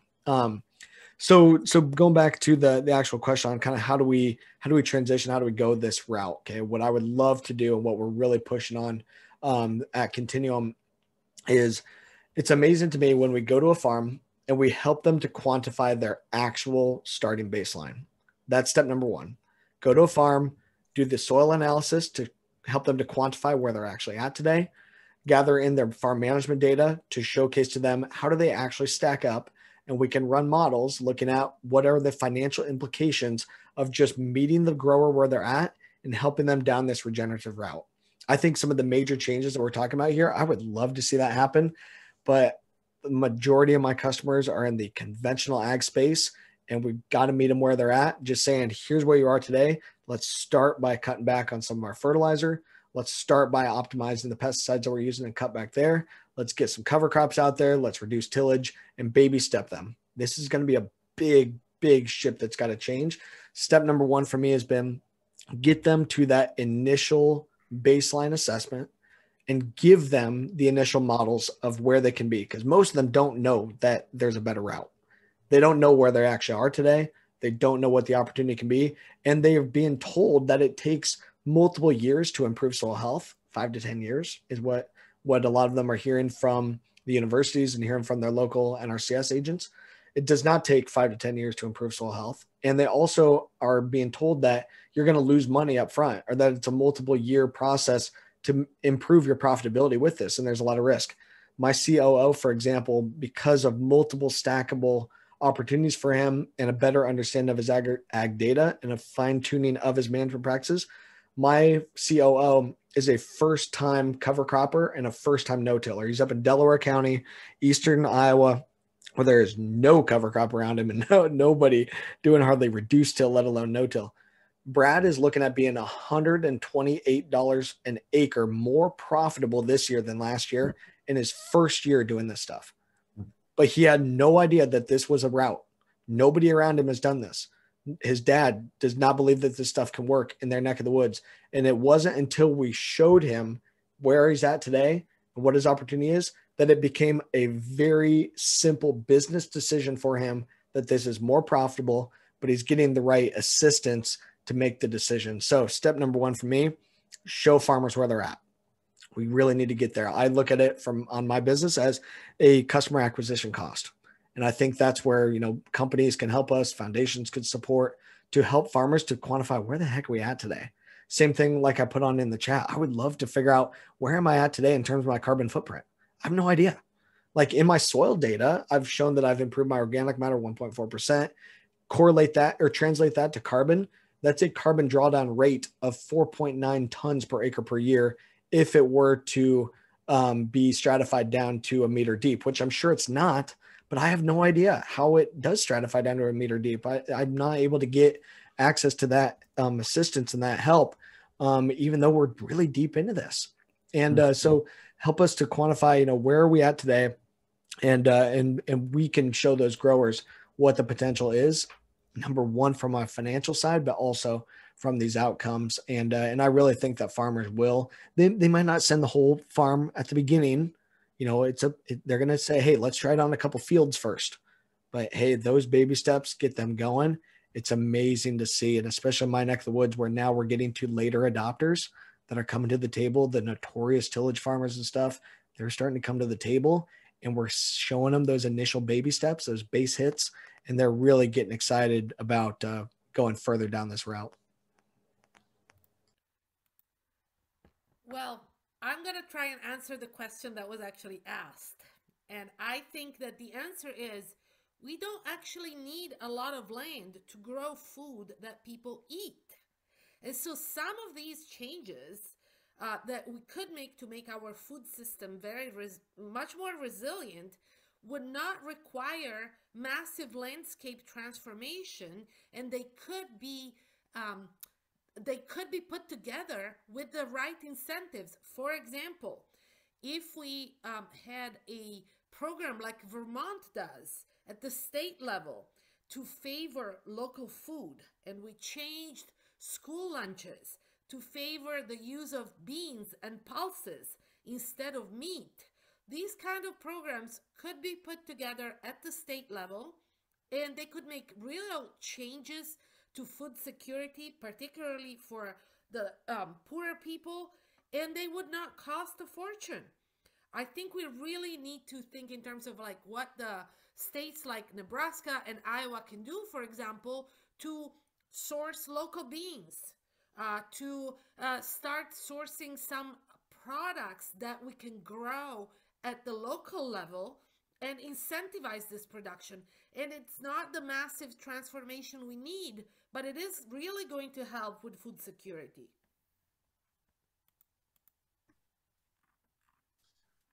Yes, another thing to that point, why are we even also just settling on school institutions, in these local markets that we want to open up? We should also, add on to that hospitals where people are healing. So you want young people, you want hospitals where people are healing, and also, assisted living and nursing homes. Why are elderly getting kind of the bottom of the barrel food in these institutions? Once again, this just is not ethical. It doesn't make sense, how people that are in these most important stages are kind of being left without a choice. Maybe we're even just cutting costs, to fit into that budget. We have to be able to support the opening of those institutional marketplaces, which will stimulate, the movement of that circular dollar and enable that 10% of farmers to come back on the land and be applying more biodiverse regenerative solutions. I had talked to some Congress people here, and one of them told me that, like a lot of your other things you're talking about, but this one's going to be tough for you to be able to, influence. But they did tell me that tribal community would be able to take the first steps on this to maybe be able to open it up. So one of our Regenerate Nebraska partners is Ho-Chunk Farms at the Winnebago. They're doing some really innovative stuff as they're starting to shift towards regenerative agriculture, including having a greater partnership with their hospital there in Winnebago that's taking more look at nutrition. And how the food translates to that, looking at diets that are more appropriate for, Native people. And so there's some cool things going up there, but my hope is that there can be, additional weigh-in to those points around the institutions, opening up the institutions and making sure that there's more opportunities there. And that is also potentially a farm bill issue. I think that the basic premises is that farmers need to take the first step and cover the ground. Like all ground should be covered. That's our transitional step into opening up biodiversity and stacked enterprises. If we could just get everybody to move on to that, we would take just one quick bite out of the rising emissions scenario, and then we can be able to advance off of that. The companies and the labels, they have to step into the game now. This has to be part of the business plan, or they're going to have to get out of the way. This is a time where, we just don't really have a choice. We're not here to play games anymore. So the companies, and to Mitchell's point, I've been at some of those conversations. They are stepping into the table, trying to figure this out. But I think that we do need to move more swiftly on this than what I've seen. So a lot of pilots and stuff going on, but of course there has to be that kind of clout has to be going now into the government officials and working on all these policies we've talked about, including reinvesting our subsidies into, national security through regenerative ag, food and nutrition. Also, I think it's important. Once again, I mentioned this earlier, and this is going to take up maybe another question that was meaning to be addressed. There's importance to look outside of our own communities, our own states, our own countries even. So, Regenerate Nebraska has also taken a local to global tone, trying to figure out models that are still out there, that still work better, that even if we take these models back here into places like Nebraska, we can be able to deploy them because there's principles that are aligned, but that we may need to alter, like some of what's appropriate to grow in our ecosystem. So at the beginning of the year, with the Maya community in Pishanashim in South Omaha, we took a trip down to Belize to learn from the forest farmers that were practicing the ancient milpa techniques of using a rotational system in which they were kind of always moving around the area to be able to raise super diverse systems that were more balanced within the jungle regions, but then be able to, after they had harvested, let the land recover and continue a cyclical kind of environment and movement. So that cyclical nature is really powerful, and the biodiversity best explained in its role from a quote I heard from Narciso Torres, one of the farmers, the Milpa farmers down there, he said that he told this to myself and a colleague of mine, but we need to look at every plant as a suggestion instead of just trying to eradicate. And so what he meant by that was that as he walked us through his forest farm on the jungle, about 5 acres, hundreds of different species, all of them had a use. He was listening to the plant suggestion. And so this plant over here would have a lot of bugs on it. And he would say, well, this plant is here because it's hosting the bugs that would eat all of this plant that I want to use to take to the market. And he said, this plant over here is showing me that there is a deficiency in nutrients in the ground. And so I need to respect that, on how I'd be able to garden it through this and farm through this forest in here. This plant over here is suggesting healing properties. This plant over here is suggesting nutrition for, these things, or for stomach issues. This plant over here is saying the land is very wet, and only certain things would be appropriate to be able to fit in and grow there. And by better understanding these suggestions, that we can go back to someone with that more symbiotic nature. And so taking that and applying it into modern day systems is something that I'm really, really interested in. We learned from that experience. And we've also learned from a recent experience and connection we've had with Dr. Kofi Boa, who went to the University of Nebraska, Lincoln in the early 90s. He came from Ghana to be able to practice agriculture in the middle of the country in Nebraska. People thought he was crazy in Ghana. Why don't you go to New York, LA, California? He said, because I want to learn from the interior of the US to farm. He ended up going to Chico State University, one of the premier regenerative ag programs. Recently, one of his colleagues got us reacquainted, hadn't seen him for several years. And we found out that he has a no-till and regenerative center in Ghana. And he is working to help bring young people back onto the land there, much like we've been talking about. He is encouraging smallholders to have a bigger role in this scenario. I think it's something we can learn. And he has connected a whole host of smallholder farms that he's helped transition onto small pieces of land into co-oping together to be able to produce product for a label. You may have heard of it, it's Nestle. These are models that we are using local global interaction to be able to learn from, to learn how to better work with the ecosystem and be able to allow for a more equitable system that allows more people to be part of that solution once again, and trying to bring those ideas back to Nebraska and be able to grow and flourish for that. So I think that we need to take that local global aspect at this and be creating these pockets, not just here in Nebraska or in Iowa, but also in Belize and Guatemala, or in Ghana, or in Florida, or in wherever. This has to all come up together. And the only way we can do that is share our ideas, and the good ones be able to implement in ways that are respectful to where we are from and where we live in our cultures.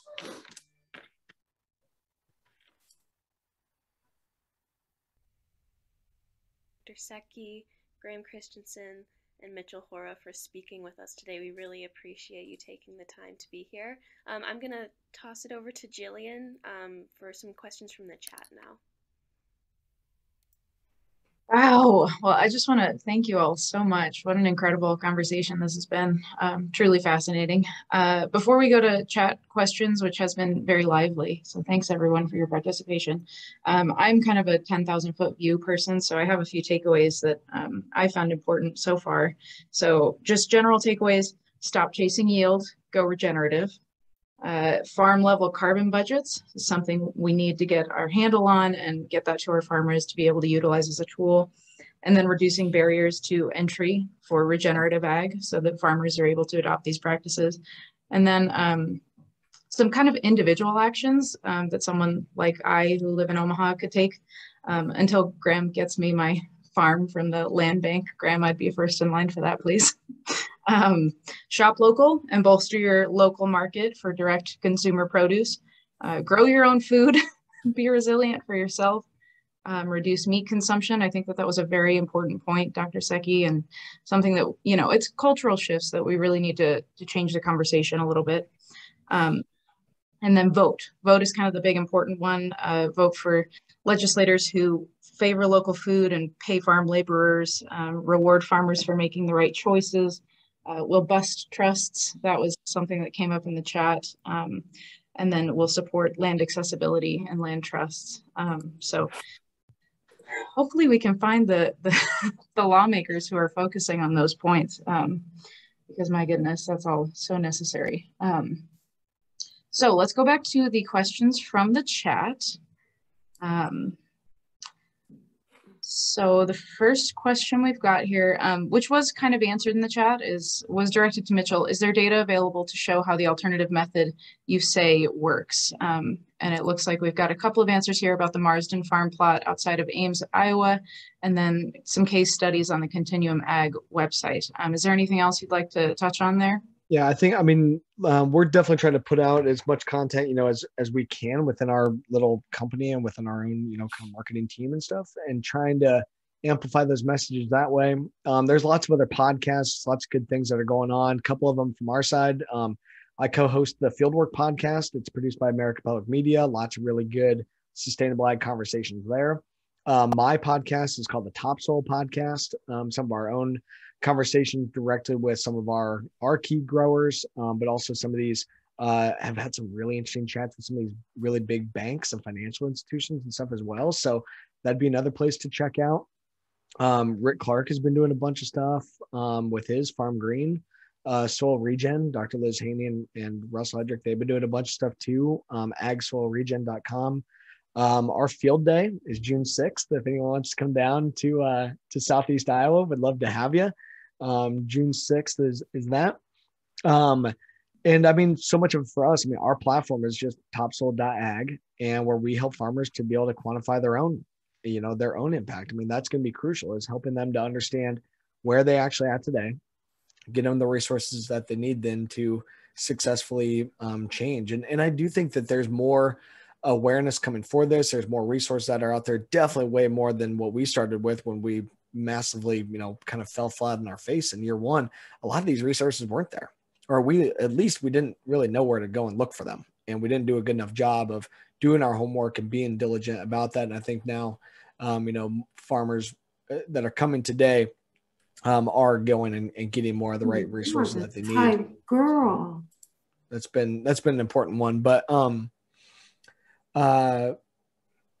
plenty of places out there though. But we do need better data on some of these things, like you were saying, on how can we get away from yield being the only driver? Because I mean, today it definitely still is. I mean, that's how we get the bills paid. Now we're going after yield though by fine tuning what is our cost of production, really honed in on low cost of production that avoids then the risk for me, so that I don't have to be in the farm bill program stuff. So we've done a lot of this stuff with zero crop insurance, with zero participation in federal farm programs, because we don't qualify. I mean, we're pushing outside the box, and we're not willing to stay within the box of those programs.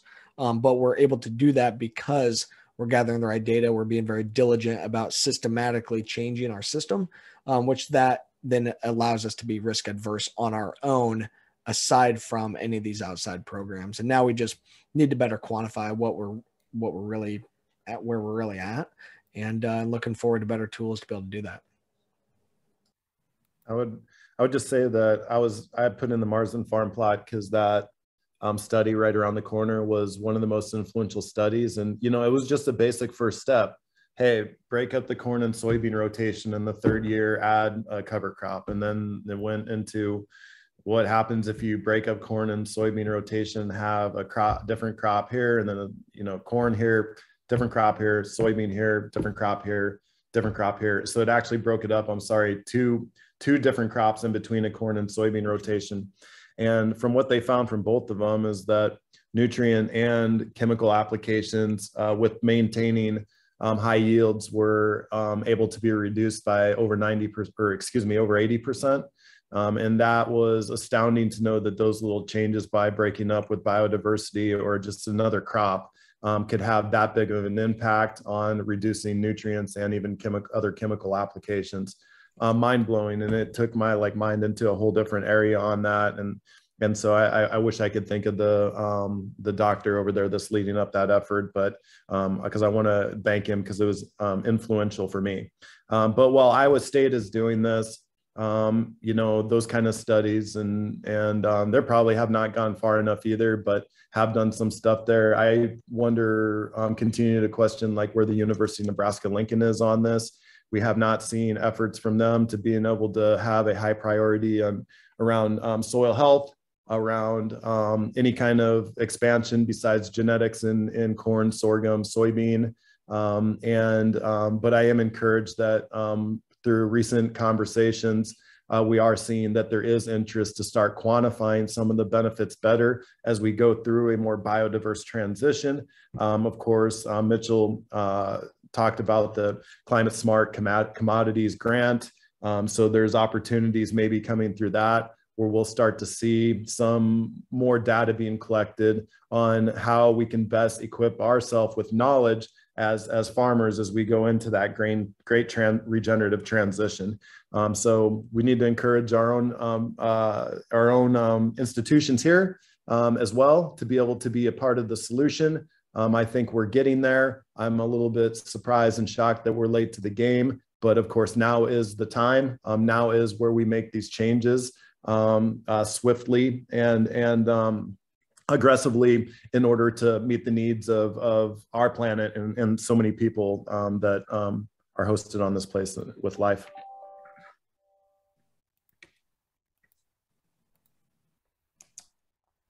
Well, Dr. Bastola, I hope you had a pen and paper handy. It sounds like there's a lot of evidence surrounding these regenerative practices. And just as a note, we will also include contact information of our panelists at the end of today's chat. So if anybody would like to get in touch with them, Dr. Bastola, I'd encourage you to research with them, because I'd love to see more data too.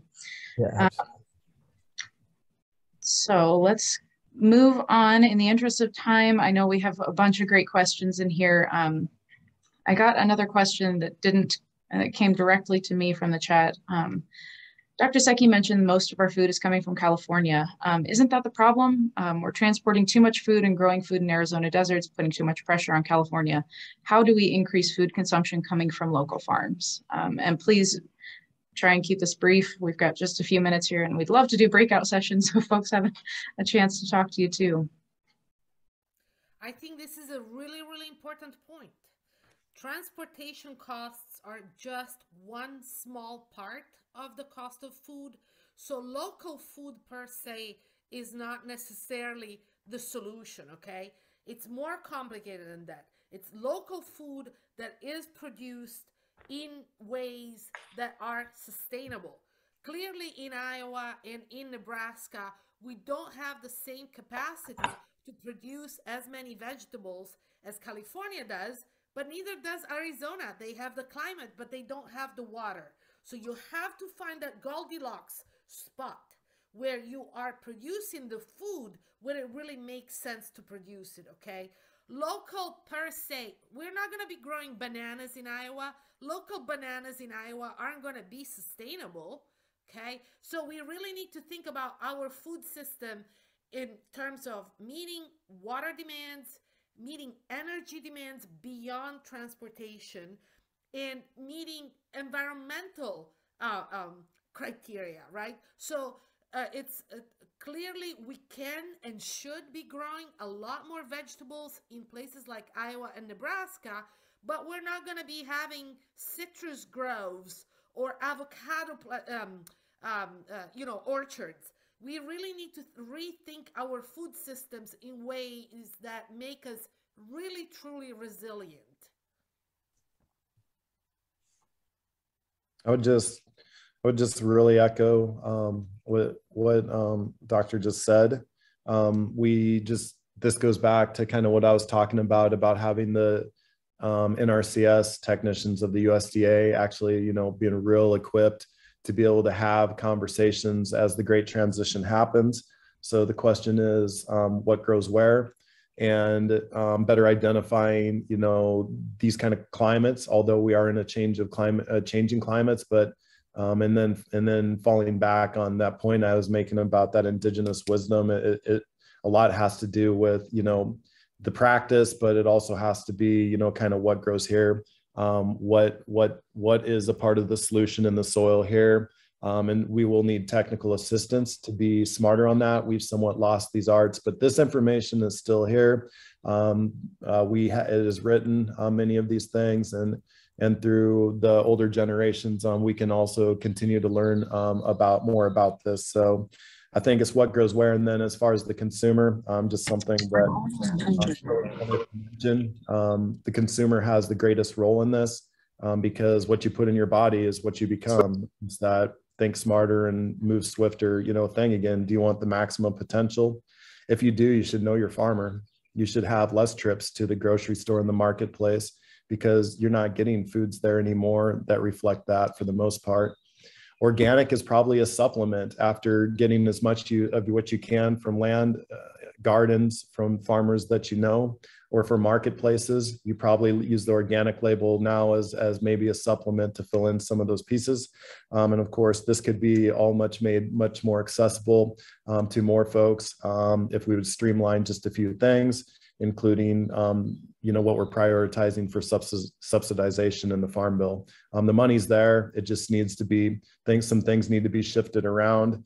And in the spirit of that, we will be able to accomplish all of these goals, including making sure that we shift the system of the future around to respect, the ecosystem under which farming and ranching is being practiced. Excellent. Thank you all so much again. I'm sorry to cut this short. This has been such a fascinating conversation, but I would like to leave time for just a little bit of breakout session. I believe, so we have the availability to extend the Zoom. I think Dr. Secchi does have to leave at 11. Graham, Mitchell, are you guys on a time limit as well? On a time limit. Okay, well, Graham maybe can hang around if necessary. Okay, awesome. Well, we'll send everybody to breakout rooms. Thank you again so much to the panelists. Thank you everybody who joined us today on this Arbor Day. And check us out. Come to the Soil Sustenance sessions on Fridays at 9 a.m. at Hardy Coffee in Benson and Omaha. And Anna, if you could please send us to the breakout rooms, and if everybody would like to select their breakout room of the panelists they'd like to speak with. Greta, if you have anything else?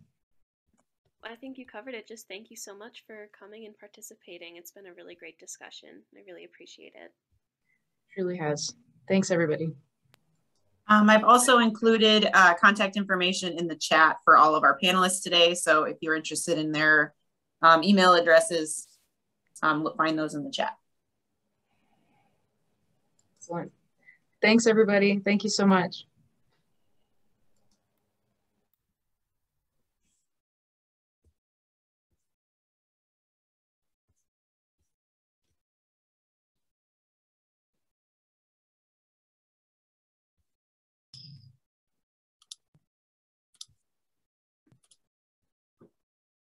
Graham. Yes. How you doing? I'm doing good. Things are busy. Things are moving quickly in 2022, but yeah. I guess they always kind of are. I enjoyed your comments.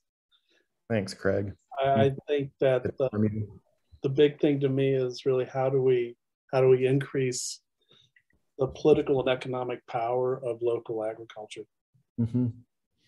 On many levels, but even on just a local level, we've got to have our family farms, our local farms have to have more leverage in the conversations. So some project that we're attempting to do in order to address these things is that Maya community and that Maya regeneration project. MRP is kind of what it's being taglined as, but we're starting, and we've first had to work with the Maya community to help secure their headquarters at Pishanashim in South Omaha, which potentially will serve as a distribution and marketplace. But now that money's been raised, we're going to be looking to try to take the risk out of the land by helping get fundraising for a land purchase for the Maya community, in which we'd be working with some consultants to shift that to regenerative ag and use as an educational center for young aspiring farmers, a place, where anyone could be welcome that has that kind of interest. And then starting to utilize the food produced to also compound on, what's already going on within the city, so that there's more accessibility in some parts of town in South Omaha. Now, you've been a part of some of those conversations from the start, but they have started to come along a lot more here recently, especially as they've secured the headquarters down in that area. But of course, while my regeneration and this 310 acres that we have our eyes on right now is at the center, this only works if other little land pieces, the 9, 10 acres, the 20 acres, 250 acres or whatever falls into this. And we have spots all around where maybe we can then look at how we further funnel foods through, this more regional market that we've essentially eradicated. And that could be a model for immigrants and refugees as well, because so many are coming from agrarian backgrounds and are just really trying to figure out how to get that nutrition, but are also just following their natural instincts, and that's farming. Yeah, that's something Mitchell brought. When Mitchell was talking, it really hit me. Would it be because the problem of like processing the mill, having to go north with that milling from North Carolina? Maybe we're already doing this, but would it help if our local farms collaborated more, joined resources more in terms of being able to do processing? And Mitchell, you could probably jump in on that. But yeah, and that's exactly what's happening with this mill, this mobile mill, where there's it is farmers that are collaborating together, putting the dollars in, where the one farmer is taking the lead on building it and managing the whole thing, and they've built a company around it that they've got to make money off of the thing too, of course. That, but it's being financed by the farmers that'll be participating in utilizing the mill, and yeah, they're able to move it around them because that local production, like it's a chicken and the egg thing, that if we're going to build a mill that's static, local, you either need to have a big enough operation to be able to supply enough product into it yourself, or have enough other local farms to be able to support that. So they're going the mobile mill route so it can be moved around.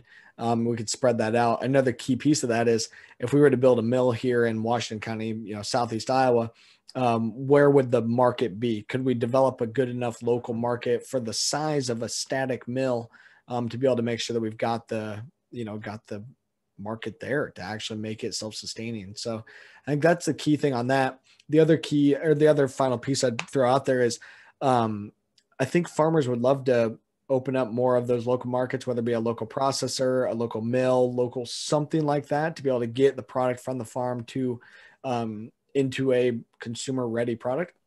The issue there then is going to be who's going to run it, and do we have the expertise for people to run it, and who's going to manage the whole thing? And like there's some governance and some business type of items that become some points of concern, at least. Definitely not items that can't be overcome, but it's definitely a point of concern. So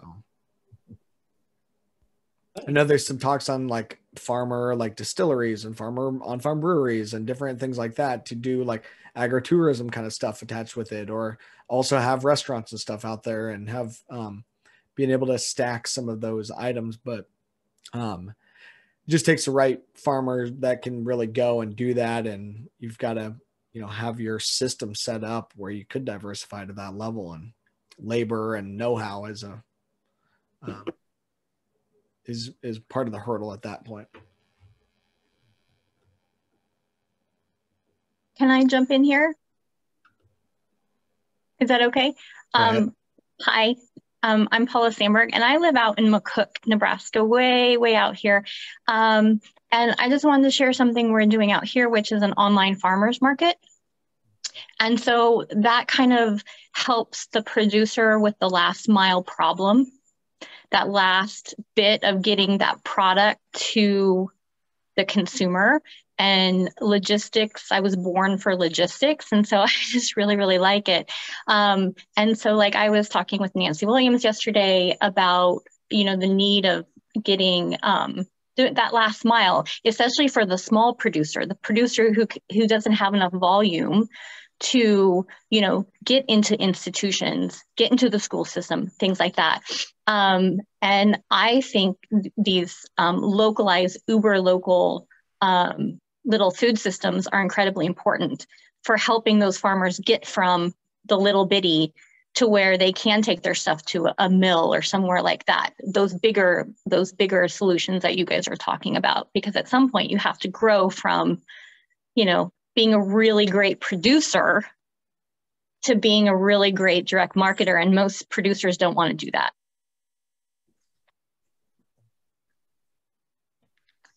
So I guess my question to you guys is, how do I know there was a lot of discussion about local food or getting it from California. I know there was a little bit of discussion about that. How do you see local going? I view it as incredibly important to get a resilient local food network going. But how do you guys see that all? It has to be interplayed with so many different things. How do you see that coming together?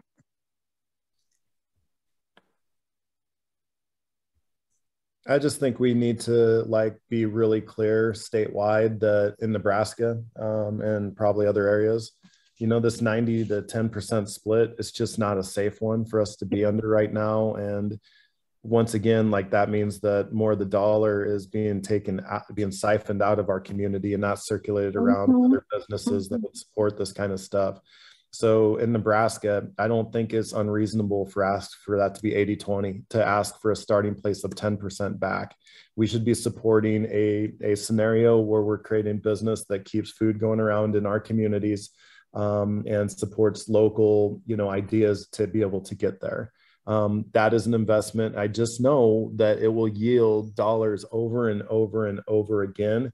And when you capitalize on that investment, these are areas that government can have a proper role in. Of course, right now, you know, it's an unsustainable model that we're going to have to be able to increase payments to be able to make sure that this highly inflating food under, you know, the current global scenario works. We're just heading down a dead end road. There's going to be more, you know, muscle have to be paid by the taxpayer to keep up with that. And so, let's actually invest in things that make sense, that we can return on that investment.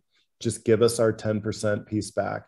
In order to do that, you know, I really think some of those farm bill pieces that we've all been talking about, I just think I can't emphasize enough how important the 2023 Farm Bill is. It can help us open up other institutions. It can help us get more investment on farm. So the farmers are positioned in that, and we can continue the conversations, you know, to be able, then we'd be enabled to have the conversations in our communities that allow us to just link up, you know, people with more food and give more young people an opportunity to support that. So you're on the right track. You all are leading by example with that creativity, but, you know, we just get a couple more dollars circulating around to more people here. Give us that 10% back. We'll have more opportunities to just grow this out. And we'll also be a lot more secure, you know, within our communities, which is something all Nebraskans and Iowans can rally around. Yeah. Thank you. Thank you. I think I have a personal question that's something near and dear to my heart as an emergency food provider. And I think a lot of the folks on this call can relate and are interested in the same thing. How do we change the conversation around surplus food being what's relegated to emergency food systems? And I think the culture of a lot of that being industrially produced and intensive on carbon. Do you have any thoughts around that, Graham?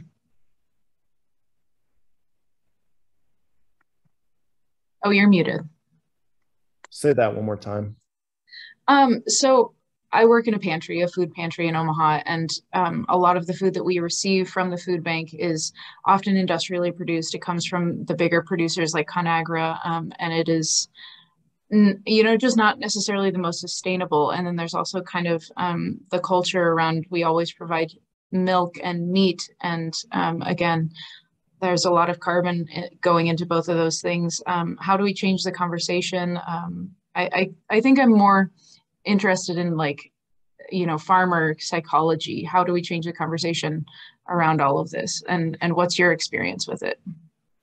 Yeah, this is a part for me to do a little bit of a plug, but there is currently a program that Regenerate Nebraska launched in partnership with Green Cover Seed. And there's one of our proud Regenerate partners that's having a real successful supporting business role in helping farmers move to regenerative ag by getting all the cover crop seed. But they have a milpa seed program based on the diversity of the Maya milpa farmers. And so they were supported to have non-GMO and non-seed coated seeds and with about 30 varieties in this mix by the Nature Conservancy and Syngenta to be able to distribute to nonprofits, smallholders. There's 1,000 acres worth of seed and they're trying to get it out right now. And it is almost all primarily food crops. And so that kind of is, that is accessible right now to those that are wanting to do that. They want 50% to go into the food pantry. So by just a little bit of coordination, like we could be able to stimulate a program for the food pantries with a network of growers, to be able to get more free seed out. And this is something that I think will continue for a few years at least.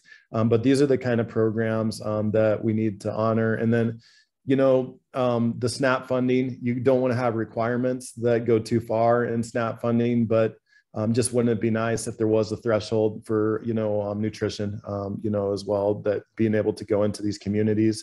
And that would just shift more farmers into kind of like, having support, indirectly, as the dollar translates through for their production.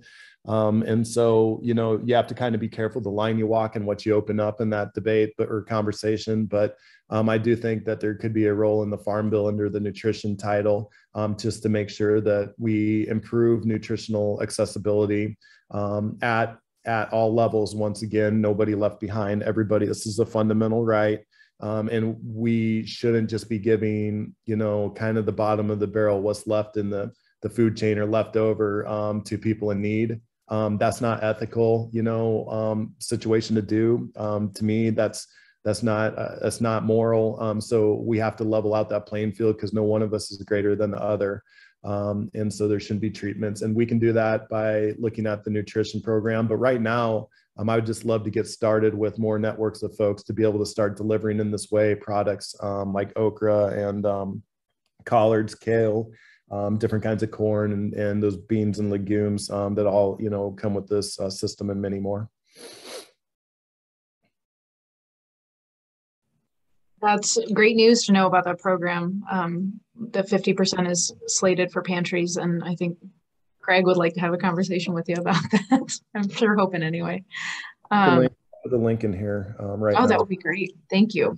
Yeah, for sure. I have another question that just popped up. I mean, 5 more as you were talking, but you mentioned coated seed. Since you're out on the ground talking with farmers, has the Alton plant changed any hearts and minds out there? What's going on with the massive pollution? Personally, about conventional agriculture. Yeah, we're finding out more about that right now. Of course, the test wells came up where the pesticides were around 8-9 times EPA recommended levels in the test wells that they just did under the soil, and that's anticipated to go up quite a bit as those pesticides continue to trickle down. This is a health crisis for that community. It's a really sad deal.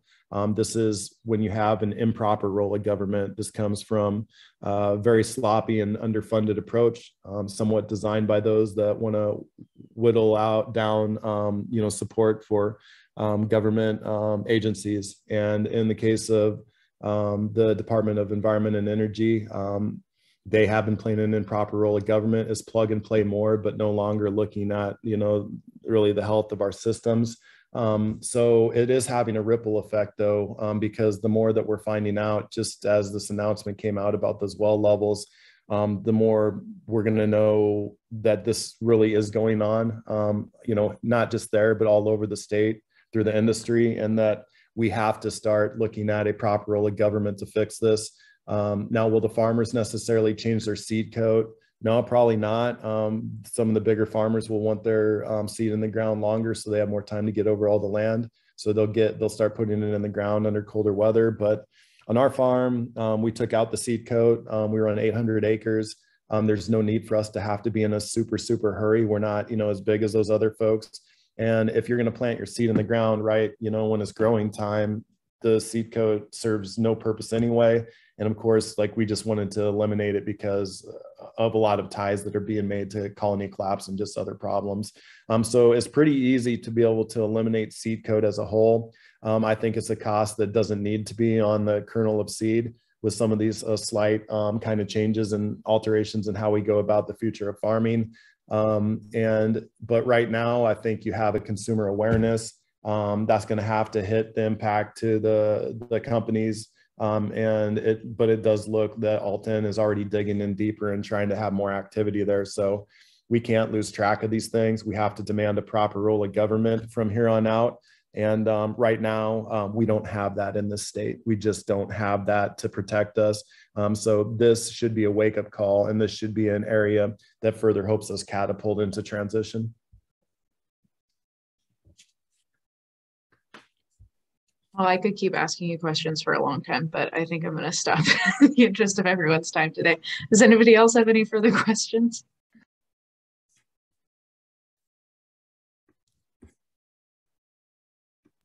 Oh, sounds like not. Okay, well, thank you so much, everybody, for joining us. Thank you, Graham, and thank you to the other panelists who have left already.